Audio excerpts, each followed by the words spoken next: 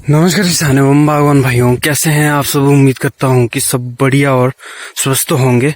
तो आज हम अपने एक और ऑर्चर्ड पर ही हैं। तो इधर देखिए, जहां हमने आज लैंड प्रिपरेशन कर दी है इस पूरे खेत की। तो इसमें करीब सीडलिंग पर ही लगे हुए 19 पौधे हैं। तो ये देखिए आप किस प्रकार से इन सेबों में कलर आना भी शुरू हो चुका है। पर्टिकुलर वैरायटी की बात करूं तो ये ऑर्गन स्पर 2 है। तो इसमें अभी कलर आना देखिए शुरू हो चुका है कुछ इस तरह से। हमने इसमें थोड़ी देर पहले ही समर प्रूनिंग की है, कुछ समर क्लिक्स किए हैं। देखिए जो शूट्स आपको नीचे भी दिख रहे हैं। तो ये है पेड़ और इसका तना। तो तने से नीचे देखिए कुछ ये मैंने शूट रख दिए हैं। अब ये क्या हुआ कि जब मैंने कसी से इसकी तौलिया की थी तो उस टाइम कहीं ना कहीं तौली करने के ये ड्रॉबैक्स हैं। तो आप भी ऐसी गलती ना करें ताकि ये शूट आपके ना उगे। तो इसके लिए क्या करना होगा आपको कि पौधे से कम 5 से 6 इंच के पास आप बिल्कुल भी अपने कसी का प्रयोग, कुदाल का प्रयोग ना करें, तो ये शूट बिल्कुल भी नहीं आएंगे। अभी हम क्या करेंगे, या तो इन शूटों को ऊपर मिट्टी चढ़ा देंगे इस तरह से, और नेक्स्ट ईयर के लिए इनमें जड़ें लग जाएगी। जब जड़ें लग जाएगी तो हम इनको किसी दूसरी जगह इंपोर्ट करेंगे और उधर लगाकर हम उसी साल भी हम कलम कर सकते हैं और आने वाले नेक्स्ट ईयर में भी हम कलम कर सकते हैं। तो ये बात है। अभी हम चलते हैं जो आज का हमारा टॉपिक है। तो हमने इसमें कुछ फ्यू क्लिक्स कर दिए, देखिए जैसे आपको दिख भी रहा है। हमने इसमें जो वेजिटेटिव ग्रोथ इसकी जा रही थी तो उसमें कोई भी टहनी नहीं रखी है। तो इस प्रकार से भी वो पेड़ है। तो बाकी आप क्रॉप देख भी सकते हैं कि किस तरह से आई है अपने सभी पेड़ों में। तो इधर देखिए, इधर भी हमने फ्यू क्लिक्स कर दी है। तो थोड़ा सा अगर मैं और आपको डीपली समझाना चाहूँ तो देखिए, इधर से जो टहनियाँ आ रही थी तो मैंने इनको 1/2 इंच से लेकर 1 इंच तक काट दिया है। क्यों? क्योंकि जो अब ग्रोथ जाएगी तो कहीं ना कहीं वो इनमें बीमा जनरेट ही करेगी। ठीक है, इधर भी देखिए ये क्लिक्स दिख रहे हैं। तो उसके पश्चात हम जैसे इस टहनी पर आते हैं, देखिए ये हमारे रिजल्ट्स हैं। देखिए कुछ इस तरह से, ये देखिए 1 2 3 साल हमें इस तरह की प्रूनिंग करते करते हो गई है। अब देखिए इस टहनी में जैसे ग्रोथ जा रही है तो हम क्या करेंगे, इसको भी उसी तरह से सेम 1.5 से 1.5 या 1/2 इंच से कट करेंगे। और जो लीडर जैसा जा रहा है उसको जाने दीजिए। कहीं ना कहीं हमें एक एक टहनी पर ही फोकस करना है और टहनी में ही कहीं ना कहीं हमने फसल भी लेनी है। तो कुछ इस तरह से देखिए, हमने पीछे रिंग कट मारा था। ये पीछे का रिंग कट है विंटर का ही, तो इसको हम रहने देते हैं फिलहाल। इधर भी देखिए ये फिर रिंग कट से ही क्लोज किया। तो कुछ इसी तरह से पूरी टहनी दिख रही है। तो बाकी तो इसमें वैसे प्रूनिंग करने को है नहीं कुछ भी। ये देखिए कुछ इस तरह से, जहाँ ज़्यादा जम घट बन गया हो उसको आप इस तरह से रिंग से भी क्लोज कर सकते हैं। कुछ इस तरह से देखिए। अभी हम नेक्स्ट के लिए चलते हैं। ये भी देखिए अपने पेड़। तो इधर भी वैसी सिचुएशन है। देखिए ये भी हमने रखे हैं नेक्स्ट ईयर के लिए। इनमें जड़ें जब लग जाएगी तो हम इनको यहाँ से निकाल के किसी दूसरी जगह शिफ्ट कर देंगे। इनमें हमने सम प्रूनिंग कर लिए। देखिए कुछ इस तरह से ही। तो अभी हम एक और पेड़ पर चलते हैं। जैसे कि ये पेड़ है, देखिए बहुत बड़ा पेड़ है ये भी।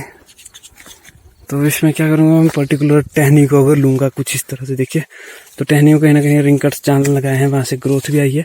तो मैंने ग्रोथ रोक दी इधर और फिर आगे आते हैं। देखिए जैसे हमने विंटर में भी प्रूनिंग की है उसकी, ये देखिए कहीं ना कहीं बीमा फॉर्मेशन हो चुकी है।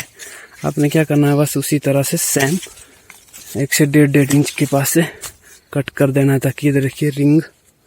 तो हम क्या करेंगे, रिंग से थोड़ा ऊपर इधर से कट मार देंगे ताकि आने वाले समय के लिए ये भी कहीं ना कहीं फिर से बड का काम करे। देखिए इधर फ्रूटिंग भी आई है हालांकि। ये देखिए कुछ इस तरह से। ये देखिए मैंने एक ही टहनी पर फोकस करना है कुछ इस तरह से। देखिए नीचे से ही देखेंगे आप, इधर से ही अब एक ही टहनी पूरी बन गई है ये। अब कहीं ना कहीं सारे बीमार बन जाएंगे। ये देखिए कुछ इस तरह से हमने टहनियाँ बैंड भी की हुई थी जिनका रिजल्ट्स देखिए कहीं ना कहीं कुछ इस तरह से है। इधर भी आप चाहें तो इनको सेम एज लाइक दैट वैसा ही कर सकते हैं। ये देखिए कुछ इस तरह से। ये देखिए जब रिंग से हमने क्लोज किया था फिर भी ग्रोथ आई है, तो हम इसको बीक पर डाल देंगे कुछ इस तरह से, कहीं ना कहीं ग्रोथ रुक जाएगी थोड़ी। ये देखिए इसको भी हम ऊपर से काटेंगे, इसको भी हम, क्योंकि सेकेंडरी ब्रांचेज हैं ये सारी, तो हम इसको काट सकते हैं। और लीडर हमारा ये गया देखिए इसका, और ये सेकेंडरी ब्रांच थी इसकी। ठीक है, अभी हम नेक्स्ट पर चलते हैं कुछ इसी तरह से। ये देखिए कुछ इस तरह से काटे जा रहे हैं। तो देखिए इधर भी हमने रिंग से काटा था और फसल देखिए इसमें, ये बात है। ये भी देखिए, ये भी ये रिंग से काटा गया था पर ग्रोथ आई है, तो फिर से आप कोई इशू नहीं इसका, फिर से इसी तरह से काट दें। देखिए ये भी हमने रिंग से काटा था फिर भी ग्रोथ आई, तो हमने क्या किया, 1-1.5 इंच से इसको काट दिया। इसको भी वैसा ही, और ऊपर तो आपको वैसा ही पता है, कहीं ना कहीं हमने एक ही टहनी पर इसमें भी फोकस करना है। ये देखिए जब रिंग से काटा है ग्रोथ आई है, फिर से इसको इधर से, ये भी इधर देखिए रिंग से काटा है, देन जाके कहीं ना कहीं एक क्रॉप अच्छी आई। देखिए फोकस करता हूँ मैं, फोकस नहीं हो रहा है। ये देखिए फोकस हो गया। तो इधर देखिए पल्ली साइड क्या हुआ है, रिंग से काटा है बट सभी जगह रिंग कट्स पे ही फसल पर पूरा। ये देखिए कुछ इस तरह से। अभी इसको हम इस पर डाल देते हैं।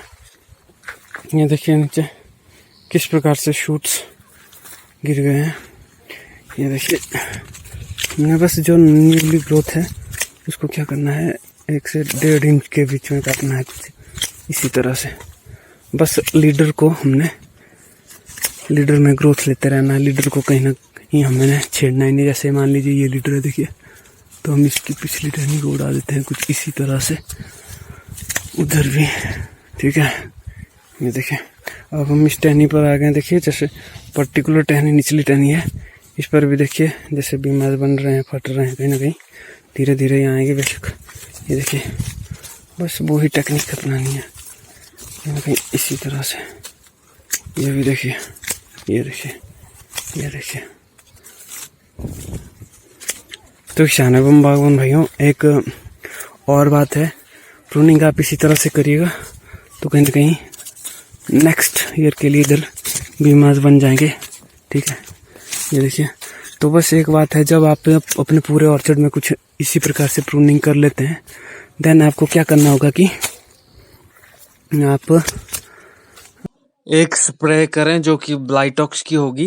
ब्लाइटॉक्स क्या करता है कि हमने जो प्रूनिंग कर ली है अपने पेड़ की, मान लीजिए कुछ इस तरह से, जो ये घाव है देखिए, जो हम घाव देते हैं अपने प्रूनिंग टूल के साथ, तो कहीं ना कहीं उधर क्या होगा कि समय के साथ क्या होगा, जैसे अभी हम इन घावों को नंगा अगर इसी तरह रहने दे तो क्या होगा कि पेड़ में बहुत सारे अलग अलग प्रकार के इंसेक्ट्स होते हैं जो कि विषैले भी होते हैं, और कहीं ना कहीं इंसेक्ट क्या करते हैं कि चूसते हैं पेड़ के रस को, और पेड़ के रस को चूसने के बाद क्या होगा कि पेड़ ऑटोमेटिकली वीक भी हो जाएगा। तो कहीं ना कहीं हमें क्या करना पड़ता है कि हमें ब्लाइटॉक्स की स्प्रे करनी होती है।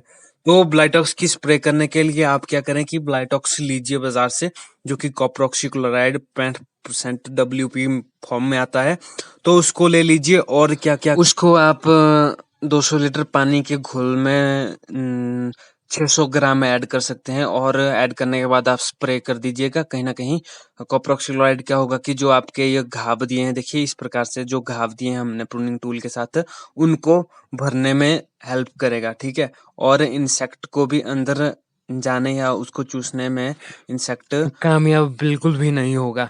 तो किसान एवं बागवान भाइयों, आप कॉपर ऑक्सीक्लोराइड की स्प्रे करते हैं तो कहीं ना कहीं आपका पेड़ खराब भी नहीं होगा, आपका पेड़ बिल्कुल स्वस्थ रहेगा उससे, और कहीं ना कहीं पेड़ डिप्रेशन में भी नहीं जाएगा।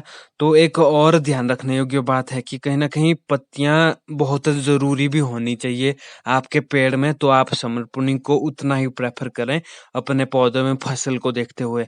अब बात करूं मैं कि एक जो फल होता है सेब का, उसको अगर बड़ा करना है, उसमें अगर अच्छा सेल्स डिवीजन वगैरह सब कुछ हो, तो कहीं ना कहीं आपको एक फ्रूट के लिए उसके डेवलपमेंट स्टेज तक, जब तक हम हार्वेस्ट नहीं करते हैं तब तक, एक फ्रूट कम से कम 20 पत्तियां उसके लिए जरूरी होनी चाहिए पेड़ में आपके। तो उम्मीद करता हूँ किसान एवं बागवान भाइयों, आज की वीडियो आपको अच्छी लगी हो यार, देन चैनल को लाइक शेयर सब्सक्राइब करें और मिलते हैं पुनः एक बार फिर से एक और नई वीडियो के साथ। अब हम क्या करेंगे, अपने ऑर्चर्ड में अपने पौधों के तनों में हम एक जो स्टेम ये होता है क्या कहते हैं, चूना लगाएंगे अपने पौधों में, स्टेम पैंट। तो चूना लगाएंगे और उसके पश्चात कहीं ना कहीं हमारा काम वैसे हो ही जाएगा। और फिर हम ध्यान देंगे अपनी स्प्रे के शेड्यूल पर फिर से। और अगर बारिश होती है तो कहीं ना कहीं हम फर्टिलाइजर में भी मिट्टी में भी एक खाद का प्रयोग करेंगे।